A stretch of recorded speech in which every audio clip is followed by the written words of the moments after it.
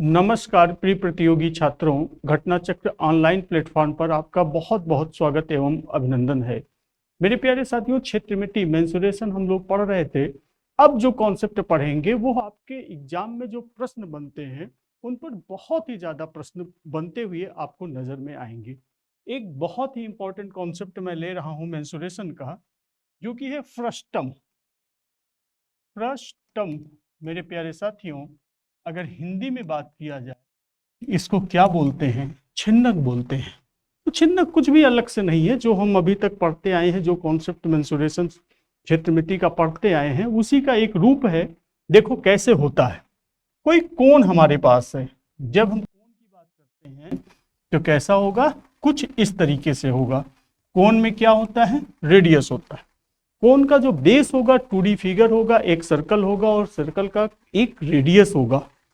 अगर इस कोण को हम कहीं पर भी काट दें, ऐसा बिल्कुल भी नहीं है कि बीच में काटा जाए, कहीं से भी इसको काट दिया जाए।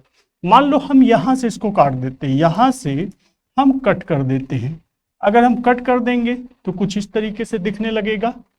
जब कुछ इस तरीके से दिखने लगेगा तो जो ये कट वाला पार्ट है इसको हमने क्या कर लिया? इससे अलग कर दिया। अब बचा हुआ जो पार्ट है वो हमारा कुछ इस तरीके का दिखेगा, कुछ इस तरीके का दिखेगा। तो एक कोण को जब हम कट कर लेते हैं तो जो नीचे वाला पार्ट होता है वह क्या कहलाता है? इसी को मेरे प्यारे साथियों हम क्या नाम देते हैं? फ्रस्टम का नाम देते हैं, छिन्नक का नाम देते हैं। और जो ऊपर वाला भाग है ये क्या है? ये तो कोण को काट के फिर से कोण मिला। अंतर ये है कि इसकी रेडियस कुछ और है, इसकी रेडियस कुछ और है, इसकी हाइट कुछ और है, इसकी हाइट कुछ और, इसकी स्लांट हाइट तिर्यक ऊंचाई कुछ और है और इसकी तिर्यक ऊंचाई कुछ और है। तो आई होप आपको यह बात क्लियर हो गया होगा कि फ्रस्टम होता क्या है। तो फ्रस्टम की जो रचना होती है कुछ इस तरीके की होती है, बाल्टी नुमा होती है। एक कोण को काट के फ्रस्टम छिन्नक बनाया जाता है। तो नीचे का जो 2D फिगर सर्कल देख रहे हैं वो बड़ा है, इसका रेडियस क्या होगा? ज्यादा होगा, तो हमने कैपिटल R ले लिया।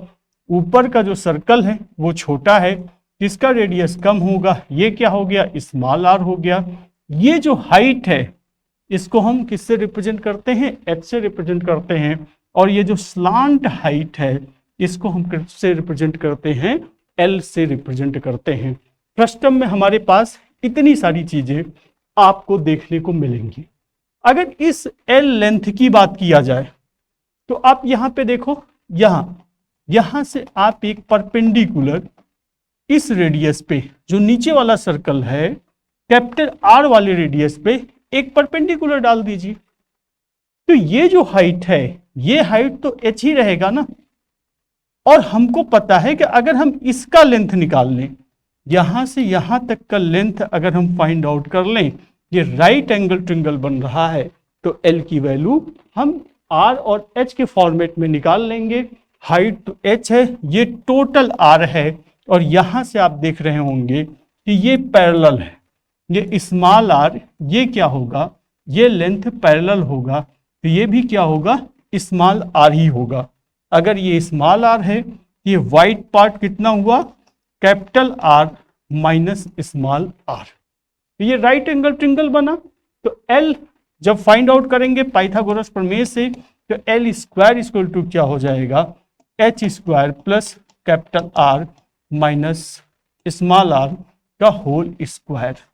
कुछ भी रटना नहीं है, सब समझना है। अब समझने वाली बात और गहराई में हम लोग चलते हैं।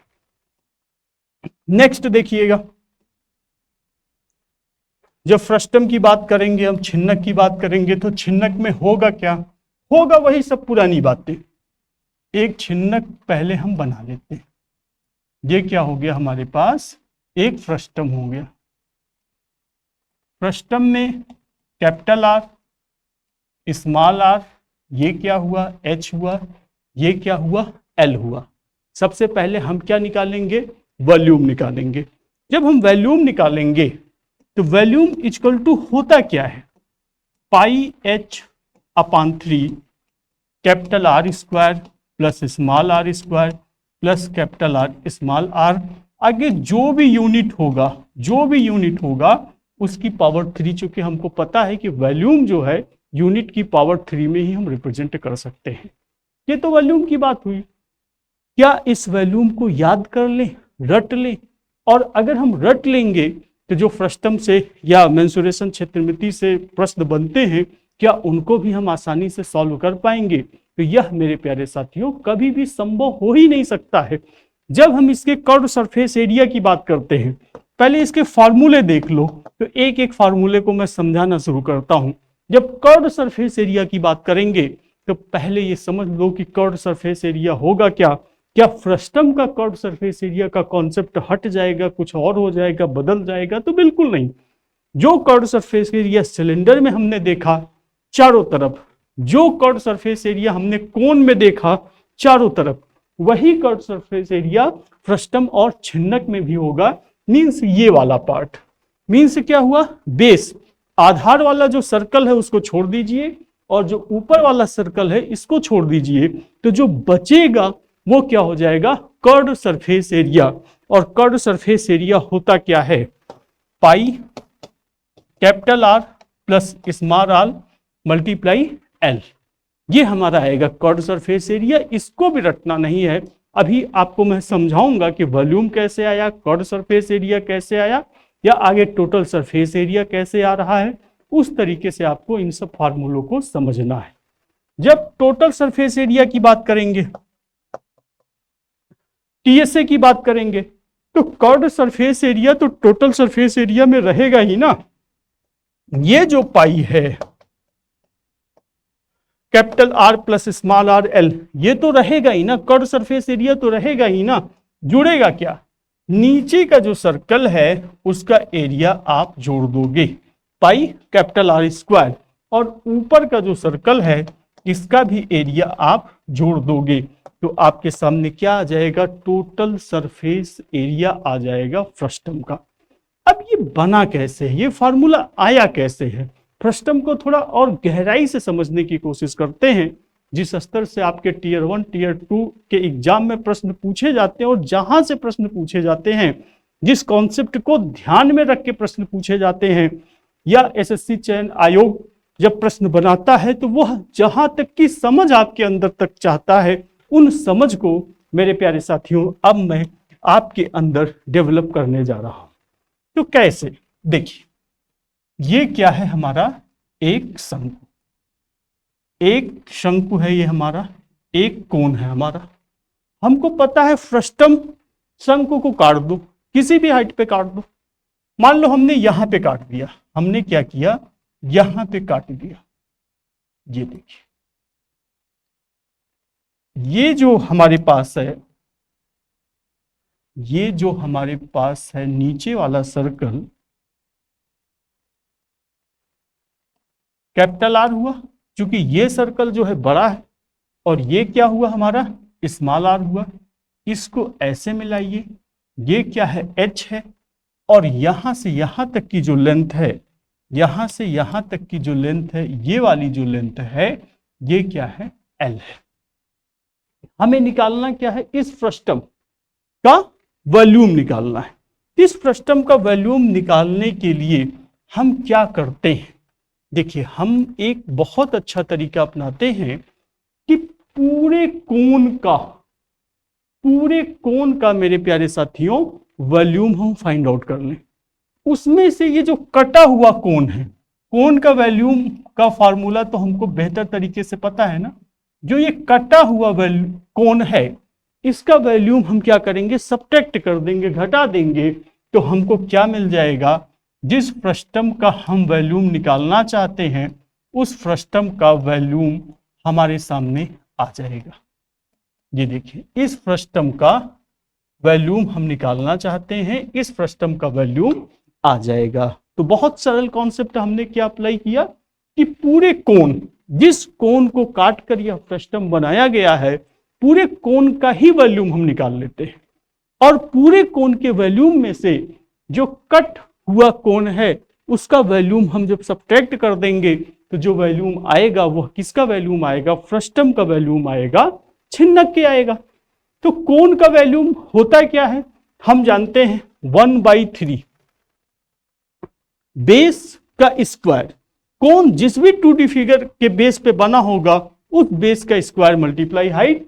तो इस कोण का जो बेस है सर्कल है और सर्कल का जो रेडियस है कैपिटल आर है, इसका स्क्वायर क्या हो जाएगा, पाई आर स्क्वायर मल्टीप्लाई हाइट। ये हम जानते हैं कॉन्सेप्ट, पिरामिड से हमने ये कॉन्सेप्ट समझा है। 1/3 किसी भी पिरामिड का जो वॉल्यूम होगा 1/3 area of base multiply height. हमको ये पता है कि जो कोण होता है वह पिरामिड तो नहीं है, लेकिन volume, curved surface area, total surface area का जो पिरामिड का कॉन्सेप्ट है, सेम कॉन्सेप्ट हमारा कोण का भी होता है। हमने 1/3 एरिया ऑफ बेस किया मल्टीप्लाई हाइट, तो क्या मल्टीप्लाई एच हम कर दें? क्या मेरे प्यारे साथियों मल्टीप्लाई एच कर दें?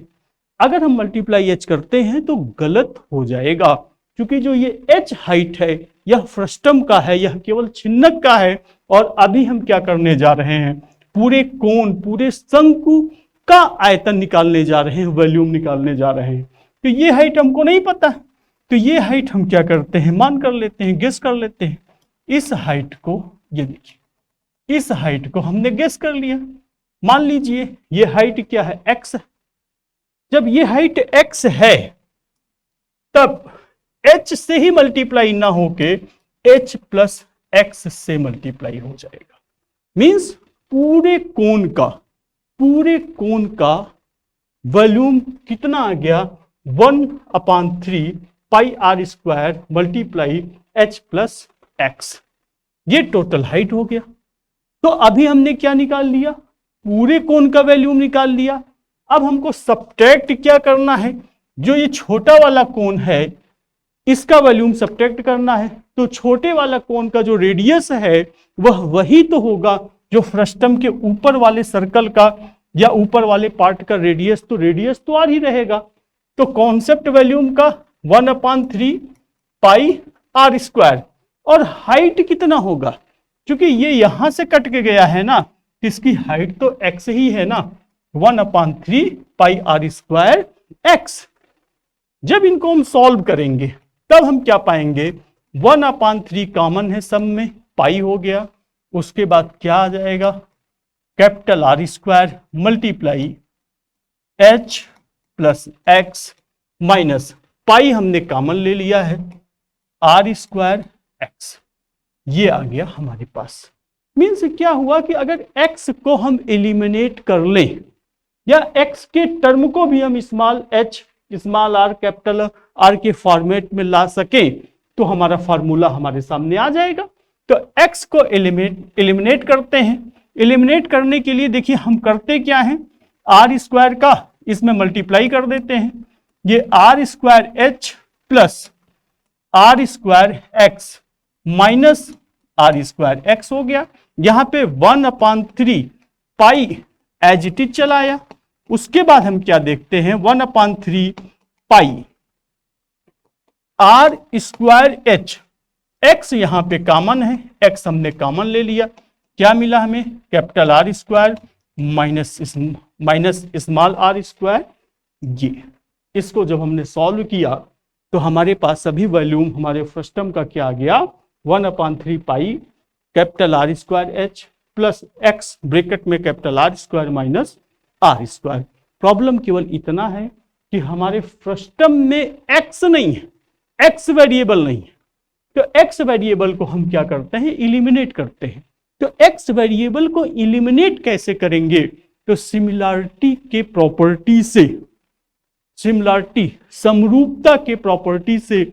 आपके कोर्स में ज्योमेट्री है, जो ज्यामिति पढ़े होंगे या आगे चल के पढ़ेंगे वो ये कॉन्सेप्ट जानते होंगे। जो नहीं भी जानते होंगे काम भर का मैं उनको ये कॉन्सेप्ट बता दे रहा हूं। ज्यामिति के कॉन्सेप्ट से, ज्योमेट्री के कॉन्सेप्ट से एक्स एलिमिनेट होगा। तो एक्स एलिमिनेट करने के लिए आपको ये ट्रिंगल ध्यान से देखना पड़ेगा।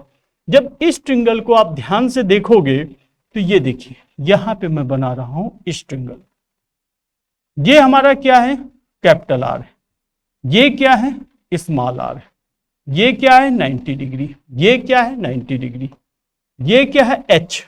एच की हाइट हमारे पास केवल इतनी ही है, इस बात को हमको ध्यान रखना है।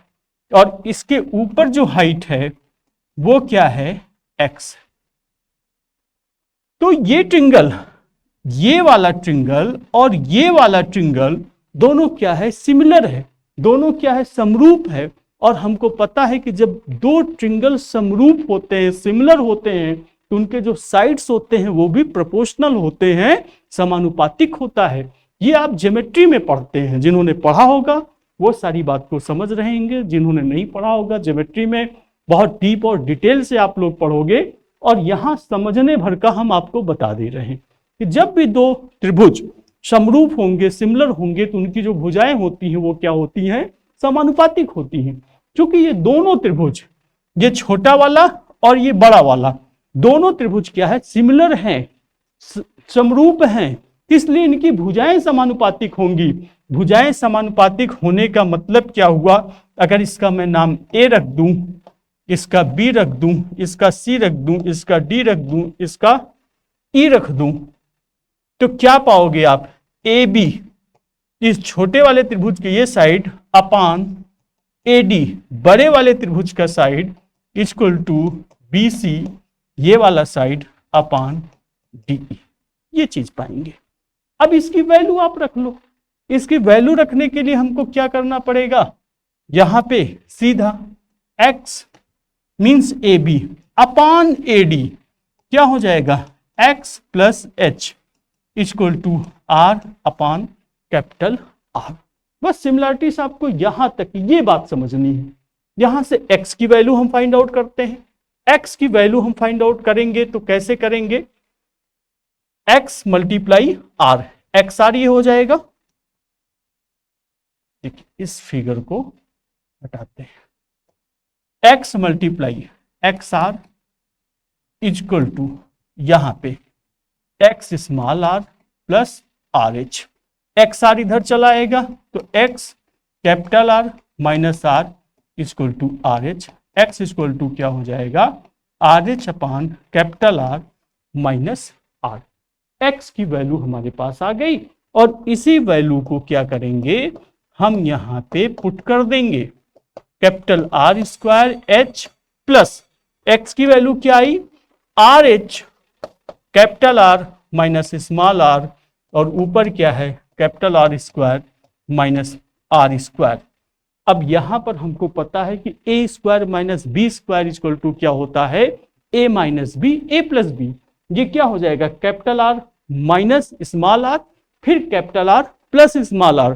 तो capital R minus small r, capital R minus small r एक दूसरे के से क्या होगा, कट जाएगा। तो बचेगा क्या, बचेगा मेरे प्यारे साथियों कुछ इस तरीके से आपके सामने बचेगा। ये देखिए आपके सामने बचेगा क्या, 1/3 capital R square H plus are h capital R plus small r. क्योंकि यहां पे capital R minus small r इस capital R minus small r से कैंसिल आउट हो जाएगा। दोनों में हम क्या देखते हैं, h हम कॉमन देखते हैं, तो क्या हमारे पास आया 1/3 पाई, h कॉमन ले लो तो यहां पे क्या बनेगा, आर स्क्वायर, h कॉमन हो गया, फिर small are multiply capital R, और आगे क्या है, small are multiply small r. और अगर इसी को आप चाहो तो ऐसे भी लिख सकते हो 1/3 पाई एच, या आप ऐसे भी लिख सकते हो कि पाई एच अपान 3 ब्रैकेट में capital R square plus small are square plus दोनों आर का मल्टीप्लिकेशन। ये क्या आ गया, वॉल्यूम आ गया रिक्वायर्ड फ्रस्टम का। और हमको पता है कि जब भी हम वॉल्यूम लिखेंगे तो यूनिट के पावर में ही लिखेंगे। बहुत जल्दी क्वेश्चन आपके स्टार्ट हो जाएंगे। क्वेश्चन के माध्यम से जब कॉन्सेप्ट को एक्सप्लेन कराना स्टार्ट करेंगे तो और ज्यादा बातों को आप गहराई से समझना शुरू करोगे। तो आई होप आप समझ गए होंगे कि जो फ्रस्टम होता है, जो हमारे पास छिन्नक होता है, रटना नहीं है, इस बात को ध्यान रखना। जब इसके वॉल्यूम की बात करेंगे, जब इसके आयतन की बात करेंगे तो वो क्या होगा, volume equal to pi H upon 3, pi H upon 3। उसके बाद कैपिटल आर का स्क्वायर कर दो, फिर स्मॉल आर का स्क्वायर कर दो, फिर दोनों आर को मल्टीप्लाई कर दो। आया कैसे? यह चीज आपके सामने मैंने प्रूव करके दिखाया है, बताया है कि फ्रस्टम बना कहां से और ये सारी चीजें आई कहां से। जब आप यहां तक की बातों को समझते हो, इतनी बातों समझते हो, तब इससे रिलेटेड जो प्रश्न बनते हैं और जिन भी तरीके के प्रश्न बनते हैं उनको आप समझ पाओगे, या उन प्रश्नों को समझने की जो कैपेबिलिटी है वो आपके अंदर डेवलप हो पाएगी। अब बात कर लेते हैं सीएसए के कॉर्ड सरफेस एरिया का। होता क्या है? Pi capital are small R L. अगर आप वॉल्यूम फ्रस्टम का कैसे आया है अच्छे से समझ गए हो तो कॉर्ड सरफेस एरिया को समझने में आपको बिल्कुल भी समय नहीं लगेगा। इसीलिए मैं बार बार कहता हूं कॉन्सेप्ट बहुत महान होता है। एक कॉन्सेप्ट आप बेहतर तरीके से समझते हो तो इससे जुड़े हुए जितने भी कॉन्सेप्ट होते हैं उनको समझने में और उनसे रिलेटेड प्रश्नों को हल करने में आपको तनिक भी समस्या नहीं होती है। देखिए यहां पर कैसे नहीं होती। ये हमारा क्या है? एक कोण, एक शंकु, कैपिटल आर। हमने क्या किया? इसको काट लिया। क्या बीचों बीच काटते हैं? ऐसा कोई भी कंडीशन नहीं है, जहां से मन आए वहां से काटो।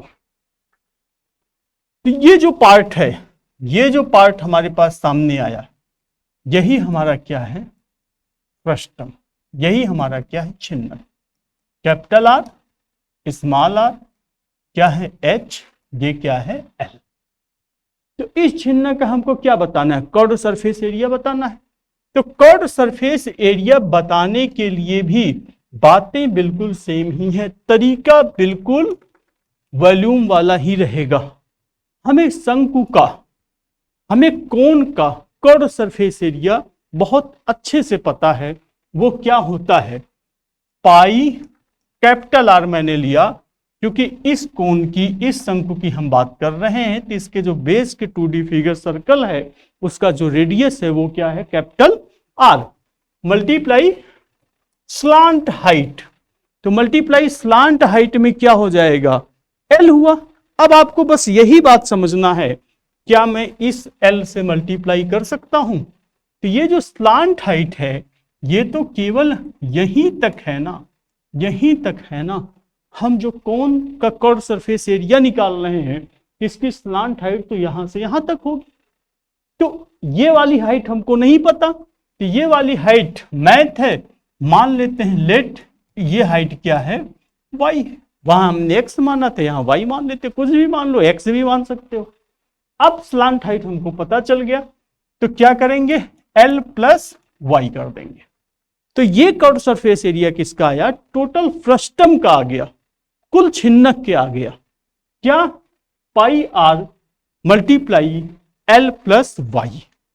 अगर यहां तक हम बात को समझ गए हैं तो फ्रस्टम का जो हमको निकालना है कॉर्ड सरफेस एरिया, उसको निकालने में अब तनिक भी ना समझने वाली कोई बात नहीं है। क्या करेंगे? ये जो शंकु है, ये जो कटा हुआ शंकु है, इसके कॉर्ड सरफेस एरिया को, इसके कॉर्ड सरफेस एरिया को हम क्या करेंगे? सब्ट्रैक्ट कर देंगे। तो कर दो माइनस क्या? पाई। अब इस शंकु के जो बेस में सर्कल है उसका रेडियस क्या है? स्मॉल आर है। और स्लांट हाइट क्या है? वाई। स्लांट हाइट क्या है? वाई। इन्हीं को बस सॉल्व कर लो। जब हम सॉल्व करेंगे पाएंगे क्या? पाई कॉमन है, capital R L plus capital R Y minus pi common हो गया था ना, आर वाई। फिर देखिए pi capital R L plus Y common है, कैपिटल आर माइनस आर। अगर आप वॉल्यूम निकालना अच्छे से समझे हो तो आप यहां भी बात समझ गए होंगे कि वाई हमको एलिमिनेट करना पड़ेगा। वाई हम एलिमिनेट क्यों करते हैं? क्योंकि जब फ्रस्टम दिया जाता है तो उसमें वाई का वेरिएबल तो कहीं दिया ही नहीं रहता है। फ्रस्टम में हमारे पास कैपिटल आर होगा, स्मॉल आर होगा, स्लांट हाइट होगा और फ्रस्टम की हाइट एच होगी। लेकिन वाई वेरिएबल जो कोण कट के बाहर चला गया है उसकी स्लांट हाइट हमारे पास नहीं होती है। तो इस स्लांट हाइट इस वाई को हम H L R capital are या स्मॉल आर में रिप्रेजेंट कर लेंगे तो हम रिलेशन पा जाएंगे, कर्व सरफेस एरिया पा जाएंगे। तो कैसे रिप्रेजेंट करेंगे, इसके लिए सिमिलरिटी का कॉन्सेप्ट लगेगा। ये देखिए, ये ट्रिंगल हम यहां पे बना दिए, ये ट्रिंगल, ये क्या है हमारे पास y, ये क्या है स्मॉल r। या हाइट से हमको लेना लादना नहीं है, अगर आप लिखना चाहो तो पिछली बार x माने थे x मान सकते हो। फिर दूसरा ट्रिंगल राइट एंगल ट्रिंगल बना, ये क्या है कैपिटल R। स्लांट हाइट यहां पे क्या है, देखिए कुछ दूर तक तो L है, उसके बाद क्या है y, कुछ दूर तक तो L है, उसके बाद क्या है y है। दोनों ट्रिंगल क्या है सिमिलर है, समरूप है। ज्योमेट्री में इस बात को हम पढ़ते हैं, आपने पढ़ा होगा, बहुत अच्छी बात है, नहीं पढ़ा होगा तो आपको फिर से यहां पे पढ़ाया जाएगा। और अगर दो ट्रिंगल, दो त्रिभुज समरूप हैं, सिमिलर हैं, तो उनकी भुजाएं समानुपातिक होती हैं। तो भुजाएं समानुपातिक मतलब ये अपान ये साइड अपान ये side, means y upon y plus l equal to ये साइड अपान ये side small r upon capital R। इन्हीं को आप सॉल्व कर लो। तो capital R y equal to r y plus r l, ये इधर चला जाएगा, y कॉमन ले लो, capital R minus small r equal to r l, और केवल y बराबर क्या हो जाएगा r l upon capital R minus small r। ये हो गया y इक्वल टू, और इस y की वैल्यू को यहां पे रख दो। जब हम इस y की वैल्यू को यहां पे रखते हैं, ये आर एल हो गया, y हमने क्या निकाला small r l capital R minus R, यहां पे कैपिटल R माइनस R क्या हुआ कैंसिल आउट हो गया। तो बचा क्या pi r L plus r l, दोनों में L कॉमन है, चाहे पाई एल लिख के capital R plus small r कर दो, चाहे पाई capital R plus small r L कर दो। चूंकि एरिया है और एरिया यूनिट स्क्वायर के टर्म में बताया जाता है, तो जो भी यूनिट होगा उसका हम क्या कर देंगे स्क्वायर कर देंगे। जिस तरीके से मैं आपको बता रहा हूं उसी तरीके से अपनी कॉपी पे और अपने कलम से इसी तरीके से फिगर बनाते जाना, इसी तरीके से फार्मूले को समझते जाना और नोट डाउन करते जाना। जब 2-4 बार ऐसा कर लोगे और प्रश्नों के माध्यम से अभ्यास करा दूंगा, कॉन्सेप्ट अप्लाई कैसा होता है वो सिखा दूंगा, तो जो भी इनसे संबंधित प्रश्न बनते हैं या थोड़ा इधर उधर करके भी बनते हैं, उन सभी प्रश्नों को हल करने की क्षमता आपके अंदर स्वतः आ जाएगी। तो हमने ये बात समझ लिया भाई कि कर्व सरफेस एरिया क्या होता है, इस बात को हमने समझ लिया। अब हमको क्या बताना है टोटल सरफेस एरिया। तो जो टोटल सरफेस एरिया के बारे में रटा नहीं है तो उसको तो पता है ना कि कर्व सरफेस एरिया प्लस नीचे का जो बेस है, नीचे का मान लो ये बड़ा वाला बेस, ये स्मॉल छोटा वाला बेस भी मान लेते हैं, तो एरिया ऑफ नीचे वाला बेस प्लस एरिया ऑफ ऊपर वाला बेस। तो कर्व सरफेस एरिया हमारा कितना है pi capital R plus small r l, B नीचे का जो सर्कल है उसका रेडियस कैपिटल R है, तो यह क्या हो जाएगा पाई r स्क्वायर, उसके बाद ऊपर वाला क्या हो जाएगा पाई r स्क्वायर। ये क्या आ गया मेरे प्यारे साथियों टोटल सरफेस एरिया आ गया। ये तो मोटा मोटी कॉन्सेप्ट हुआ या फार्मूला हुआ मेंसुरेशन का, जिनको पता ही होना चाहिए आपको आगे की चीजों को, आगे की बातों को पढ़ने के लिए, समझने के लिए, या एग्जाम में जिस तरीके के प्रश्न आते हैं उस तरीके के प्रश्नों को हल करने के लिए, या आगे का कॉन्सेप्ट जो मैं आपको बताने सिखाने जा रहा हूं उसको सीखने के लिए कम से कम इतनी बातें तो आपको पता होनी चाहिए। अभी हमने एक एक फिगर इंडिविजुअल पढ़ा, अब फिगर के अंदर फिगर आप पढ़ोगे, उसके बाद तमाम तरीके के विगत वर्षों में जो प्रश्न आपसे पूछे गए हैं उनकी चर्चा करेंगे, जो संभावित प्रश्न बन सकते हैं आपके एग्जाम में उनकी चर्चा करेंगे। आयोग जिस समय में आपसे प्रश्न की उत्तर की अभिलाषा रखता है, आशा रखता है, उतने दिए हुए समय में प्रश्नों को कैसे हल करते हैं इनकी चर्चा करेंगे। उसके बाद प्रैक्टिस आप लोगों की करवाई जाएगी, जिससे एग्जाम में आए हुए सभी प्रश्नों को आयोग द्वारा दिए गए समय में आपके अंदर हल करने की क्षमता उत्पन्न हो सके।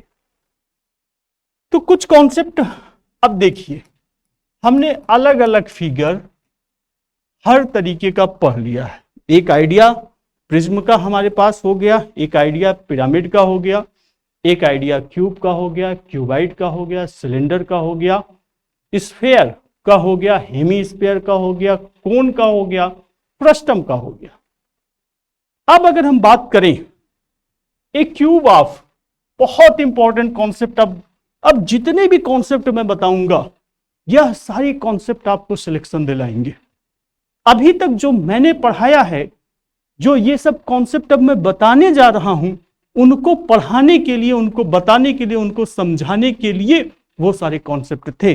अभी तक केवल प्लेटफॉर्म बनाया हूं, अभी तक केवल रेल की पटरी बिछाया हूं। रेल, ट्रेन, बुलेट ट्रेन तो दौड़ानी अभी बाकी है। तो पहला कॉन्सेप्ट मेरे प्यारे साथियों आपको समर्पित, वह क्या है? ए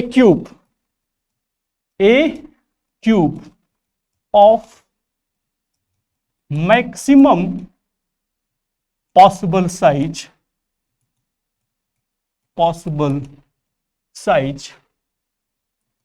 इनसाइड ए स्फेयर।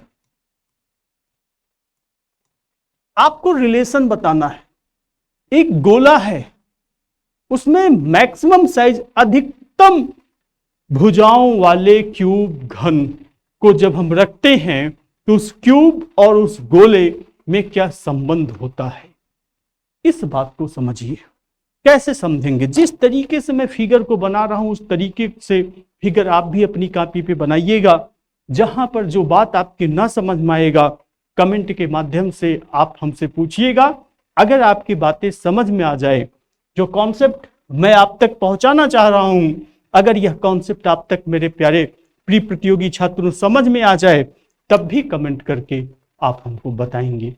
यह जानकर हमें बड़ी प्रसन्नता होगी कि जो कॉन्सेप्ट आपको मैं इतने समर्पित भाव से पढ़ाने जा रहा हूं, वह आपके बेहतर तरीके से समझ में आ गया।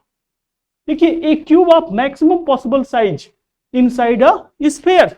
स्फीयर क्या है भाई? गोला है।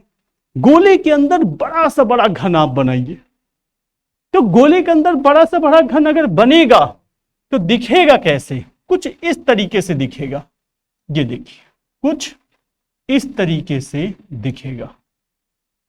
ये हमारे पास क्या है? एक घन है, एक क्यूब है। और जब बड़े से बड़े क्यूब को हम एक गोले के अंदर रखते हैं तो दिखेगा कैसे? कुछ इस तरीके का दिखेगा, कुछ इस तरीके का, कुछ इस तरीके का दिखेगा। ये जब हम इसको रखेंगे, थोड़ा सा इमेजिनेशन भी करिएगा, क्योंकि 3D फिगर को हूबहू 2D फिगर में बनाया ही नहीं जा सकता है। तो जो क्यूब है, क्यूब के ऑल साइड्स, घन की सभी भुजाएं बराबर होती हैं, और उनको हम रिप्रेजेंट किससे करते हैं? ए से करते हैं। क्यूब के साइड तो ए से रिप्रेजेंट करोगे ना। और गोले में क्या होता है? स्फीयर में क्या होता है? रेडियस होता है। तो सेंटर से गोले में, गोले के सरफेस को जब हम मिला देंगे, हमको क्या मिल जाएगा? आर मिल जाएगा। और हमको बताना क्या है?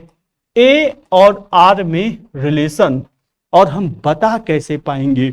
अगर मेरे प्यारे साथियों आपको हम रटाना शुरू कर दें, अगर हम आपसे बोल दें कि गोले और क्यूब में जो रिलेशन होगा A=2/√3 R होगा, रट लीजिए, तो क्या आप रट पाओगे? फिर आगे हम आपको अगर ये चीज बता दें कि जब ये गोला नहीं, यह अर्धगोला हो जाएगा, जब ये हेमी स्फीयर हो जाएगा, और इस हेमी स्फीयर में बड़ा सा बड़ा घन, बड़ा सा बड़ा क्यूब, मैक्सिमम साइज का क्यूब रख दोगे, तब जो रिलेशन बनेगा वो कुछ इस तरीके का होगा कि a इक्वल टू √2/3r होगा। तो क्या रट पाओगे?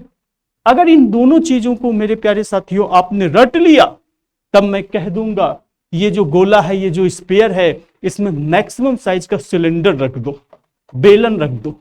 अब बताओ रिलेशन, ये भी रट लिया आपने, तो मैं कहूंगा कि इसके अंदर मैक्सिमम साइज का कोन रख दो। इतना कुछ रखा जा सकता हो। जितनी बातें मैं आपसे बोल रहा हूं, अब जो मैं कॉन्सेप्ट बताने जा रहा हूं, जो एसएससी सीजीएल टीयर 1 टीयर 2 की परीक्षा को दिए होंगे या प्रीवियस ईयर के प्रश्नों को देखे होंगे, तो उनको तो बहुत आनंद आ गया होगा कि सर अब मेन टॉपिक पे आ गए, उस कॉन्सेप्ट पे आ गए जो किसी के दिमाग में घुसता नहीं है। चूंकि यहां मैं आपको समझाने और सिखाने ही आया हूं, तो कठिन से कठिन कॉन्सेप्ट को, मेंसुरेशन के क्षेत्रमिति के कठिन से कठिन कॉन्सेप्ट को मैं आपको यहां पे समझा के ही जाऊंगा। अब मान लो चलो इतना भी आपने ध्यान कर लिया, अब मैं बातें उल्टी कर दूं। मैं कहूं कि मैक्सिमम साइज का स्फीयर आप क्यूब के अंदर रखो। अब रिलेशन बताओ, मैक्सिमम साइज का स्फीयर आप क्यूबाइड के अंदर रखो, मैक्सिमम साइज का स्फीयर आप सिलेंडर के अंदर रखो, मैक्सिमम साइज का स्फीयर आप कोन के अंदर रखो। तो रट के मेरे प्यारे साथियों हम सीख ही नहीं सकते, तो समझने की जरूरत है। तो कैसे समझते हैं? 3D फिगर को आपको इमेजिन भी करना पड़ेगा। बिना इमेजिनेशन के कभी भी रिलेशन आप फाइंड आउट नहीं कर पाओगे। तो अब हम आपको सबसे पहले जो चर्चा हमारी है कि स्फीयर के अंदर मैक्सिमम साइज का जो क्यूब रखा है, तो ए और आर के बीच में रिलेशन फाइंड आउट मैं करवाने जा रहा हूं। थोड़ा मेरी नजर से देखने की कोशिश करना। ये जो क्यूब है, क्यूब का जो डायगोनल होगा वो क्या होगा? क्यूब का जो डायगोनल होगा, इस वर्टेक्स से जैसे हम मिला देंगे इस वर्टेक्स तक, क्यूब का ये डायगोनल हुआ। क्यूब का डायगोनल हमने पढ़ा है, क्या होता है? a√2। रटने वाले अधिकतर गलती कर देंगे। a√2 स्क्वायर का डायगोनल होता है, क्यूब का डायगोनल नहीं होता है। क्यूब का डायगोनल क्या होता है? a√3। अगर आपको लग रहा होगा कि नहीं हमें याद करना पड़ रहा है, तो पूरे कॉन्सेप्ट को रिवाइज कर डालना कि कैसे मैंने क्यूब का डायगोनल निकालने बताया था आपको। तो क्यूब का ये डायगोनल हो गया, ये हो गया। और जो गोले का डायमीटर होगा, जो ये स्फीयर है, उसका जो व्यास होगा वह क्या होगा? अगर आप इस फिगर को अपने हाथों से बनाते हैं और अपने गोल से दिमाग में इस गोल से फिगर की कल्पना करेंगे, तो आप पाएंगे कि इस घन का जो विकर्ण है, इस क्यूब का जो डायगोनल है, वही इस स्फीयर, इस गोले का व्यास भी है, डायमीटर भी है। देखिए, एक सरफेस से दूसरे सरफेस को हमने मिला दिया। अगर इस डायगोनल पे मैं इस गोले को काट दूं ना, तो एक हेमीस्फीयर इधर आ जाएगा और एक हेमीस्फीयर इधर आ जाएगा। आधे आधे पे यह गोला कटेगा। अगर ये बात आपने समझ लिया तो कुछ भी आपको रटने की जरूरत नहीं है। हमने क्या समझाया आपको कि क्यूब का, घन का जो डायगोनल है, जो विकर्ण है, वह बराबर किसके होगा? इस गोले के डायमीटर के, इस गोले के व्यास के। तो व्यास क्या होता है? R, radius. गोले का जो रेडियस है वो कितना होगा? आर होगा। तो व्यास क्या होगा? 2r होगा। और डायगोनल क्या है? a√3। तो a√3 बराबर क्या आ गया? 2r। तो केवल a बराबर क्या आ गया? 2/√3r। बताइए, इतनी आसान चीज, इतनी सरल चीज क्या रटने का विषय है? अगर 1, 2, 3, इवन 100 फार्मूला भी रटना हो तब भी मैं आपको रटा दूं, लेकिन मैं मेंसुरेशन में ही कम से कम हजारों फार्मूला आपको बता सकता हूं। और जब एग्जामिनर दिमाग में रख के प्रश्न बना दे कि फार्मूले से सॉल्व ना हो सके तो आप उस प्रश्न को सॉरी पढ़ के समझ नहीं सकते हो। हल करने की तो बात ही छोड़ दो। जो क्वेश्चन आपके एग्जाम में आते हैं, कुछ क्वेश्चन मेरे प्यारे साथियों डायरेक्ट फार्मूला बेस्ड होते हैं। मींस अगर आप फार्मूला को समझते हो, उस पर रखिए, कैलकुलेशन आपकी अच्छी है, दिए गए समय में आप प्रश्न को हल कर दोगे। ये तो आप फार्मूला बेस्ड क्वेश्चन, फार्मूले को रट के किसी भी तरीके से काम चला सकते हो, लेकिन इतने फार्मूले हैं कि सब फार्मूलों को याद करके एग्जामिनेशन हॉल में बैठना संभव नहीं है। और दूसरा होता है कॉन्सेप्ट बेस्ड प्रश्न। तो टीयर 1 में अगर 25 क्वेश्चन आ रहा है, टीयर 2 में 30 क्वेश्चन मैथ्स के आ रहे हैं, तो 25 में नियर अबाउट 50% क्वेश्चन आपको डायरेक्ट फार्मूला बेस मिलते हैं और नियर अबाउट 50% ही क्वेश्चन आपको कॉन्सेप्ट बेस मिलते हैं।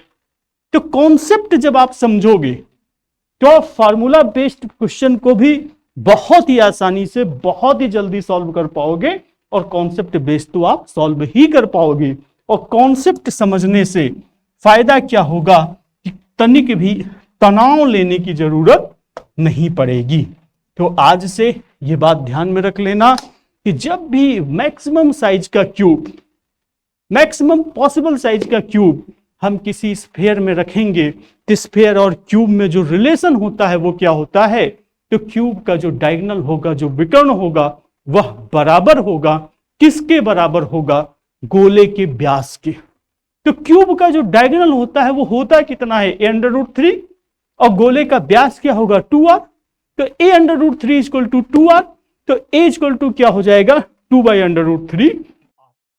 आगे चल के जब मैं आपको एग्जाम में कैसे प्रश्न को सॉल्व किया जाता है ये सिखाना शुरू करूंगा, मेरे प्यारे साथियों, वहां फिगर भी नहीं बनाया जाता है। वो क्षमता आपके अंदर, वो समझने की क्षमता आपके अंदर पढ़ाते समय बहुत सारे प्रश्नों का प्रैक्टिस करा करा के पैदा कर दिया जाता है कि तीसरे नयन, त्रिनेत्र महादेव के तीसरे नयन से आप फिगर को देखते हो, फिगर को बनाते नहीं हो। जैसा फिगर होता है हूबहू आप इमेजिन कर लेते हो और जो भी रिलेशन उसमें स्टैब्लिश करना होता है वह रिलेशन आप स्टैब्लिश कर देते हो, तब जाके दिए हुए प्रश्न को दिए हुए समय में सॉल्व कर पाते हो। 30 सेकंड, 35 सेकंड या 25 सेकंड, 20 सेकंड या उससे भी कम समय में। मेरे प्यारे साथियों, जब इस कॉन्सेप्ट की हम बात करेंगे, a cube of maximum possible size of inside a sphere, तो आपको क्या ध्यान रखना है, जो क्यूब का डायगोनल होगा वो स्फीयर गोले के व्यास के बराबर होगा। Means a√3 equal to 2r, means a equal to क्या हो गया, 2/√3r। नेक्स्ट कॉन्सेप्ट की तरफ चलो। ये सब कॉन्सेप्ट अब आपको सिलेक्शन दिलाएंगे और इन सब कॉन्सेप्ट के बेस पे आपके विगत वर्षों में प्रश्न पूछे गए हैं और आने वाले समय में प्रश्न पूछे जाने हैं।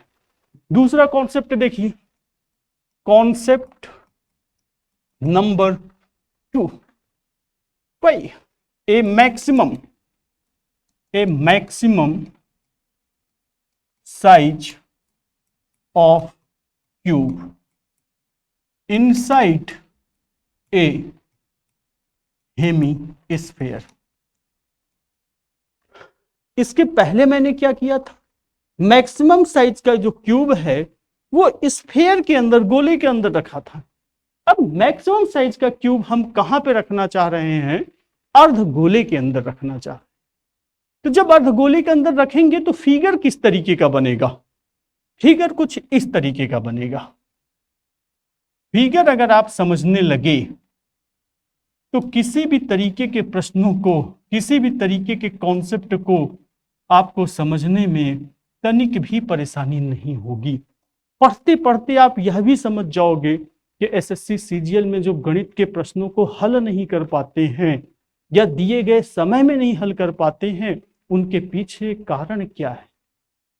ये हमारा क्या हुआ, एक क्यूब बन गया और जब हेमीस्फीयर के अंदर इसको बनाना होगा तो कुछ इस तरीके का बनेगा मेरे प्यारे साथियों, कुछ इस तरीके का बनेगा। जी कुछ मेरे प्यारे साथियों को लग सकता है कि सर ये भी वर्टेक्स टच होना चाहिए था, ये भी होना चाहिए था। आप थोड़ा सा समझिएगा, जब आपकी बिल्कुल बात ना समझ में आए या कम समझ में आए तो क्या करना, एक कटोरी लेना, कटोरी, और एक क्यूब का बॉक्स आता है, क्यूब का बॉक्स आता है जो सेट आउट करने के लिए आता है, उस कटोरी में क्यूब का बॉक्स थोड़ा सा डालने की कोशिश करना, तब बहुत सारी चीजें आपको समझ में आएंगी कि कौन सा वर्टेक्स कब कैसे टच होगा नहीं होगा। जैसे ये दोनों वर्टेक्स आपको टच दिख रहा है, ये दोनों वर्टेक्स भी टच है, लेकिन वो कुछ इस तरीके से टच है, तो ये हो गया। अच्छा, अगर इस फेज को हम केवल देखें तो जो अर्धगोला है ना, हेमीस्फीयर है ना, तो ये वाला जो 2D सरफेस है ये क्या होगा, यह तो वृत्त होगा ना, सर्कल होगा ना। इसी सर्कल में तो क्यूब बना है ना, तो मेरे प्यारे साथियों बताओ, यही तो क्यूब होगा, यही तो क्यूब होगा, यही तो क्यूब होगा। और जो मेरे प्यारे साथी कह रहे हैं यही क्यूब होगा, यस कमेंट में जरूर लिखिएगा। और जो यस कह रहे हैं वो बिल्कुल मेरे प्यारे साथियों समझ नहीं रहे, इतना माइन्यूट अंतर है।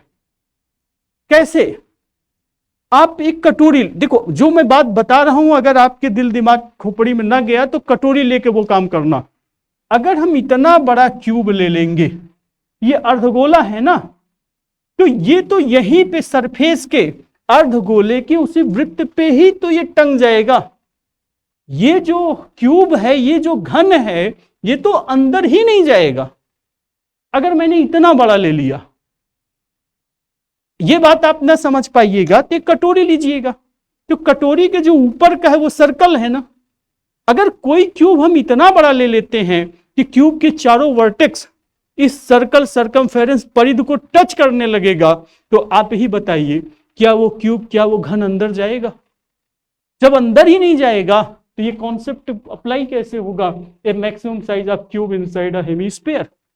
हमें क्यूब पूरा का पूरा अंदर डाल देना है। जब हम पूरा का पूरा क्यूब अंदर डाल देंगे तो क्यूब का जो सतह है, जो बाहरी सतह है, वो क्या होगा, गोले का जो वृत्त है उस पर आ जाएगा। तो कैसे दिखेगा, मतलब इस तरीके से बिल्कुल नहीं होगा। तो दिखेगा कैसे, ये सर्कल है, ये सर्कल किसका है, हेमीस्फीयर का, ये कटा हुआ भाग है। अब जब हम डालेंगे तो ये हुआ,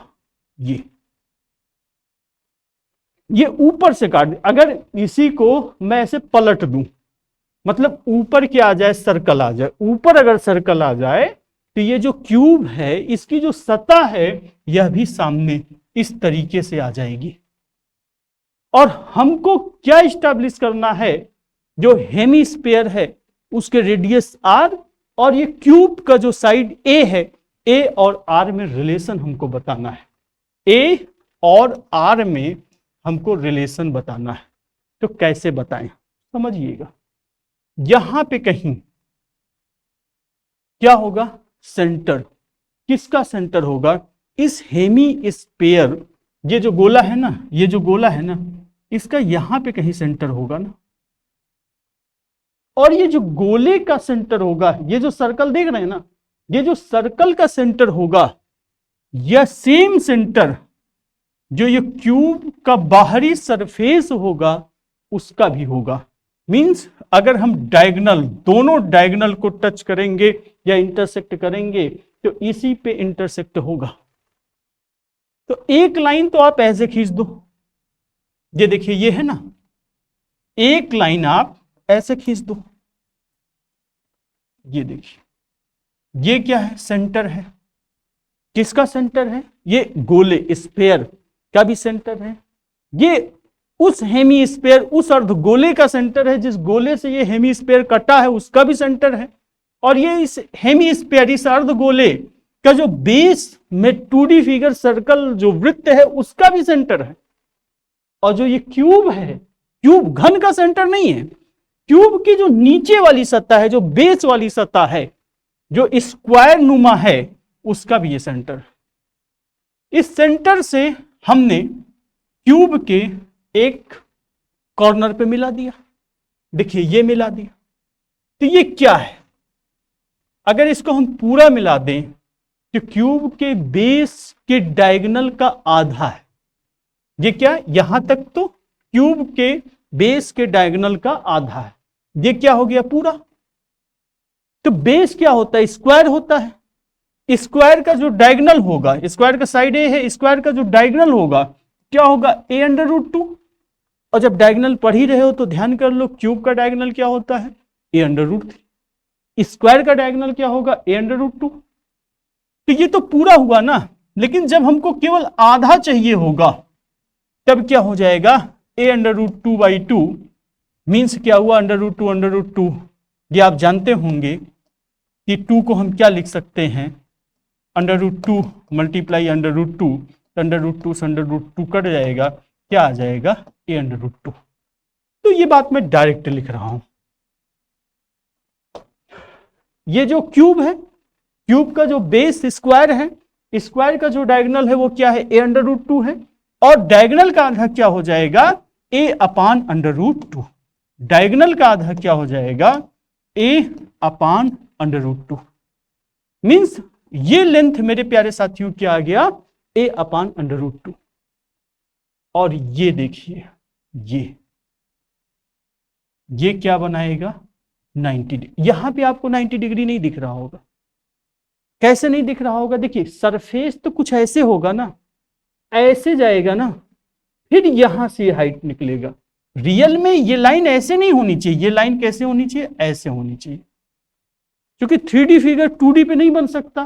तो जो ये मार्कर ऐसे होना चाहिए था, जो ये हाइट ऐसे होनी चाहिए था, फिगर में कैसे बन गया, ऐसे। ये देखिए ऐसे होगी ये हाइट, ये 90 डिग्री बना ना। और ये हाइट कितनी होगी, ये क्यूब का एक साइड ही तो है कि कुछ और है। तो क्यूब का एक साइड का मतलब क्या हुआ, a। ठीक है, अभी प्लस नहीं रखते।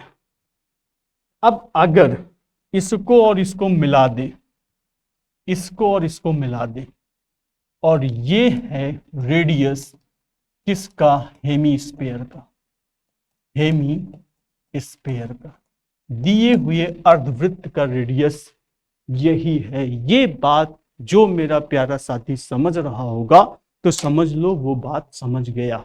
जो नहीं समझ रहा होगा वो क्या करे, जब आप ठान ही लोगे कि हमको समझना है तो आप समझ जाओगे। एक बार नहीं, 2 बार नहीं, 3 बार नहीं, टोटल इमेजिन करना। फिर भी आपके बात ना समझ में आए तो कमेंट के माध्यम से मुझसे संवाद करना। मेरे प्यारे प्रतियोगी छात्रों, जितना बेहतर मैं आपको समझ पाऊंगा उतना ही बेहतर मैं आपको समझा पाऊंगा। आज से कंपटीशन की क्लास, आज से एसएससी सीजीएल की क्लास आप स्टार्ट मान के चलिएगा। अभी तक तो एसएससी सीजीएल की मैथ पढ़ाने के लिए कम से कम जो चीज आपको आनी चाहिए थी वो मैंने आपको बताया, बहुत धीरे धीरे बताया, बहुत प्रेम से बताया, लेकिन कॉन्सेप्ट तो अब स्टार्ट हो रहा है। अगर आप इस बात को समझ रहे होंगे, ये जो है यही हेमीस्फीयर का रेडियस है, और ये क्या बना, राइट एंगल ट्रिंगल बना, समकोण त्रिभुज बना। तो समकोण त्रिभुज का मतलब क्या हो गया, आर स्क्वायर इक्वल टू इसका स्क्वायर प्लस इसका स्क्वायर। जब आप सॉल्व करोगे क्या आ जाएगा, a square by 2 plus a square, 2a square plus a square, 3a square by 2 means r square equal to क्या आ गया, 3a स्क्वायर बाई 2। तो आर इक्वल टू क्या आ जाएगा, a अंडर रूट 3 बाई 2। अब आप ही बताइए, क्या ये रटने का विषय है और रट के आप एसएससी सीजीएल को निकाल लोगे। मेरे प्यारे साथियों, यहां से कॉन्सेप्ट अब नेक्स्ट क्लास कल से बताना मैं शुरू करूंगा। सारी बातें आपको समझ में आई होंगी, तब भी आप कमेंट के माध्यम से संवाद हमसे जरूर स्थापित कीजिएगा। और अगर कुछ बातें नहीं भी समझ में आई होंगी तब भी आप कमेंट के माध्यम से बताइएगा। 3D फिगर का जब तक आप इमेजिनेशन नहीं कर पाएंगे, जब तक आप अपनी कॉपी पर अपने हाथों से पेन से बनाते नहीं हो, जब तक आप अंदर तक बातों को समझोगे नहीं, तब तक जिस स्तर से आपके एग्जाम में प्रश्न पूछा जा रहा है उस स्तर के प्रश्न आप हल नहीं कर पाओगे, और ऐसा मैं होने नहीं दूंगा। आपको समझना ही है और आपको समझाया ही जाएगा, आपको पढ़ना ही है और आपको सिखाने ही मैं यहाँ पर आया हूँ। अगली मुलाकात कल की क्लास में, तब तक के लिए जय हिंद।